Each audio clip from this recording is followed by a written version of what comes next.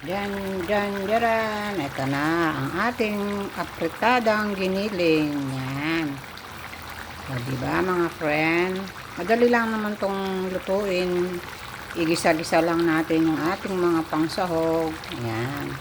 At meron tayo, nilagyan natin ng 6 na egg, boiled egg. Yan. O, diba mga friend? May ulam na tayo. Yan. Lutuin nyo rin to sa inyong mga kids. Healthy foods naman to mga friend. Yan.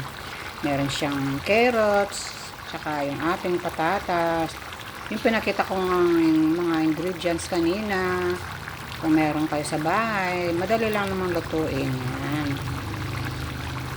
At madaling madaling lumambot pa ang karne kasi giniling siya. Yan. Yung pork giniling. Ayan eh. Diba mga friend? Luto na kayo.